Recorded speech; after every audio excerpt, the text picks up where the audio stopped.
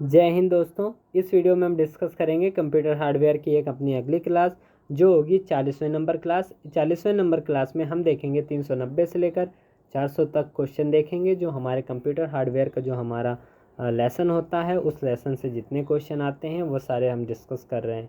ये सारे क्वेश्चन जो प्रीवियस ईयर्स में बहुत सारे एग्ज़ाम हुए थे उन सारे एग्ज़ाम से लिया गया है।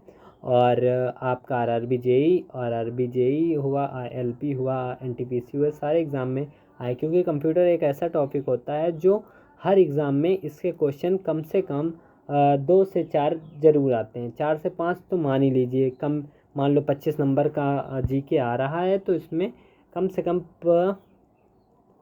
कितने मान लीजिए, कम से कम 20 तो मान ही लीजिए। चलिए इसी के साथ हम अपना जो वीडियो है उससे शुरुआत करते हैं। देखिए क्या लिखा है। लिखा है रैम में स्टोर की गई सूचना वोलेटाइल मानी जाती है। उसका अर्थ है कि वह स्थायी रूप से स्टैंडर्ड है, स्थायी रूप से नहीं, केवल अस्थायी रूप से स्टैंडर्ड की गई है। तो पहले ही आपको ऑप्शन पता चल रहा है कि इसका जो राइट आंसर क्या हो जाएगा। एक स्थायी रूप नहीं होता है, केवल अस्थायी रूप से स्टोर की जाती है। रैम एक वोलेटाइल मेमोरी होती है।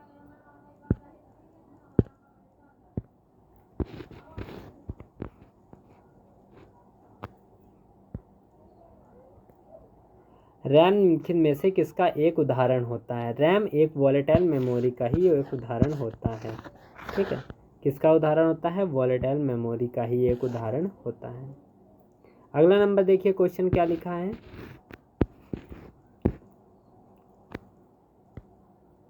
जब कोई कंप्यूटर कोई क्रमादेश लागू करता है तो वह क्रमादेश कहाँ पर अटक जाता है। जब कोई कंप्यूटर कोई क्रमादेश लागू करता है तो वो कहाँ पे अटक जाता है। रैम, रोम, हार्ड डिस्क, फ्लॉपी डिस्क, किस में वो अटक जाता है ये हमें इसमें बताना है। तो जल्दी से बताइए ये किस में अटक जाता है। ये अटक जाता है आपका रैम में। किस में अटक जाएगा? आपका रैम में। क्रमादेश लागू करता है तो वह क्रमादेश कहाँ पर अटक जाता है? रैम में अटक जाता है। 92 हो चुका, 93 हो चुका हमारा। अब 94 नंबर क्वेश्चन हम बढ़ेंगे। 94 क्वेश्चन देखिए क्या लिखा है। DRAM का लाभ है। DRAM का लाभ है क्या? ये SRAM से सस्ता होता है, ये SRAM से अधिक स्टोर कर सकता है, ये SRAM से तेज़ है, ये SRAM की तुलना में इसमें डाटा अधिक आसानी से इरेज किया जा सकता है। इनमें से कोई नहीं।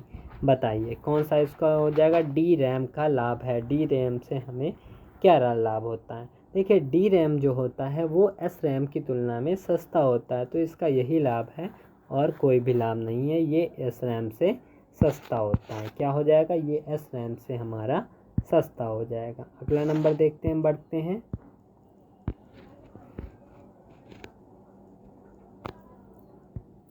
देखिए स्थिर रैम SRAM गतिशील रैम DRAM से तेज होती है क्योंकि SRAM users capacitors SRAM capacitor का प्रयोग करता है। SRAM इज कॉस्टलियर, SRAM महंगा होता है। SRAM does not require refreshing, SRAM को रिफ्रेश करने की कोई ज़रूरत नहीं होती है। SRAM इज चीपर, SRAM सस्ता होता है। बताइए स्थिर रैम गतिशील रैम DRAM से तेज होता है क्योंकि ये तेज किस लिए होता है ये हमें बताना है। ये बताइए। ये जो है आरआरबी जेईई शिफ्ट 1 में आया था। SRAM गतिशील DRAM से तेज होता है क्योंकि क्या होता है? SRAM does not require refreshing, इसको रिफ्रेशिंग की ज़रूरत नहीं होती है, इसी वजह से वो पहले से उससे क्या होता है, थोड़ा सा अच्छा होता है। तो 95 96 नंबर देखिए क्या लिखा है। 96 नंबर हमारा क्वेश्चन देखिए क्या लिखा है, आपकी स्क्रीन पे आ रहा है। देखिए क्या लिखा है। निम्नलिखित में से किस मेमोरी को प्रति सेकंड कई मदों को नवीनीकृत करना चाहिए। निम्नलिखित में से किस मेमोरी को प्रति सेकंड कई मदों को नवीनीकृत करना चाहिए। बताइए PROM, EPROM की रोम की डायनेमिक रैम की स्टैटिक रैम। बताइए निम्नलिखित में से किस मेमोरी को प्रति सेकंड कई मदों को नवीनीकृत करना चाहिए। बताओ। कौन सा हो जाएगा? ये हो जाएगा आपका डायनेमिक रैम। ये प्रति सेकंड क्या इसे करना पड़ेगा आपको? डायनेमिक या नवीनीकृत करना चाहिए। कौन सा? डायनेमिक, क्योंकि वो हमेशा चलता रहता है। डायनेमिक से ऐसे याद कर सकते हैं आप। देखिए अगला नंबर क्वेश्चन क्या लिखा है? रैम वॉलेटाइल या अस्थायी मेमोरी है क्योंकि इसे रीड और राइट दोनों के लिए प्रयोग किया जाता नहीं। इसमें किसी भी लोकेशन को सीधा पढ़ा जा सकता नहीं। इसमें डाटा बनाए रखने के लिए लगातार पावर सप्लाई की ज़रूरत होती है।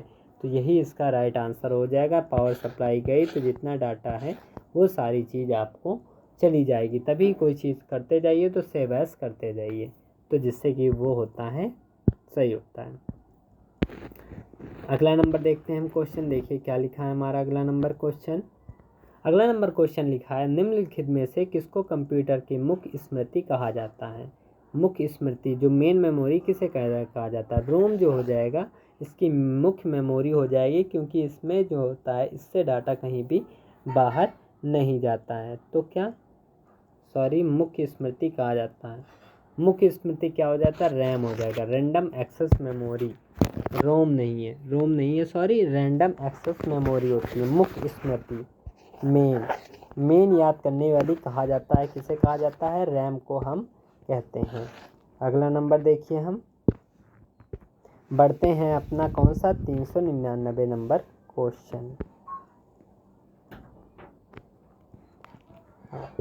तो देखिए क्या लिखा है। यदि प्रयोक्ता को सीपीयू में तत्काल उपलब्ध सूचना की ज़रूरत हो या डैश स्टोर की जानी चाहिए। कहाँ पे स्टोर की जानी चाहिए? सीपीयू में स्टोर करनी चाहिए कि रैम में, कि सीडी में, कि सेकेंडरी स्टोरेज में, कि टेप पर। यदि प्रयोक्ता को सीपीयू में तत्काल उपलब्ध सूचना की ज़रूरत को यह डैश स्टोर की जानी चाहिए। किस में स्टोर की जानी चाहिए ये हमें बताना है। तो किस में इसे स्टोर करना हमें चाहिए? यदि प्रयोक्ता को सीपीयू में तत्काल उपलब्ध सूचना की ज़रूरत हो तो उसे किस में स्टोर आप करेंगे? रैम में करेंगे। किस में स्टोर करेंगे? रैम में ही इसको स्टोर करेंगे। चलिए अगला नंबर क्वेश्चन देखिए क्या लिखा है। 100 नंबर क्वेश्चन हमारा 100वां नंबर क्वेश्चन। 100वां नंबर क्वेश्चन क्या लिखा है हमारा? 400 क्वेश्चन हो चुके हैं ये हमारे कंप्यूटर हार्डवेयर के। लिखा है कंप्यूटर की पावर बंद होने पर किस शॉर्ट टर्म मेमोरी का डाटा स्वतः समाप्त हो जाता है? तो आप अभी हमने बताया था रैम एक ऐसी चीज़ है जिसका डाटा हो जाएगा स्वतः ही समाप्त हो जाएगा। कैसे? इसका जो डाटा हो जाएगा वो स्वतः ही,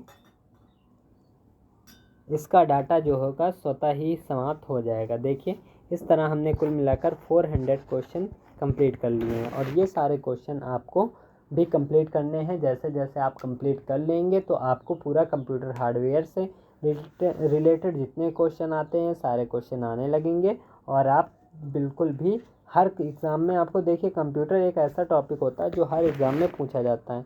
तो आप बिना किसी संकोच के इसको पढ़िए कंप्यूटर हार्डवेयर, क्योंकि ये आरआरबी में भी आएगा और आपका टेक्नीशियन में भी आएगा, क्योंकि टेक्नीशियन में भी कंप्यूटर हार्डवेयर के बारे में कंप्यूटर्स के बारे में पूछा जाएगा, क्योंकि 20 नंबर के क्वेश्चन शायद उसमें भी आ रहे हैं। एलपी में भी पूछे जाएंगे। तो आप इसको ज़रूर से ज़रूर इसको पूरा कर लीजिए और कोई भी और दिक्कत हो तो आप हमें कमेंट कर सकते हैं। यदि आपको ये हमारा वीडियो अच्छा लगा हो तो इसे लाइक, सब्सक्राइब, शेयर ज़रूर कर देना, क्योंकि भाई बहुत मेहनत लगती है वीडियो को रिकॉर्ड करने में। पहले इसे फ़ोटो खींचो, फिर इसके क्वेश्चन को रखो एक जगह पे, पीडीएफ बनाओ और मिलना कुछ होता नहीं। तो आप अभी स्ट्रगल चल रहा है तो आप हमारी हेल्प करिए, जिससे कि हम भी आपको हेल्प थोड़ी अपनी आपका पेपर में हेल्प दे सकें। चलिए इसी के साथ हम अपना जो वीडियो है उसे समाप्त करते हैं। हम मिलेंगे आपसे नेक्स्ट वीडियो में, जो हमारा वीडियो नंबर 41 होगा और इसमें भी हम डिस्कस करेंगे 10 और नए क्वेश्चन। तब तक के लिए जय हिंद, जय भारत।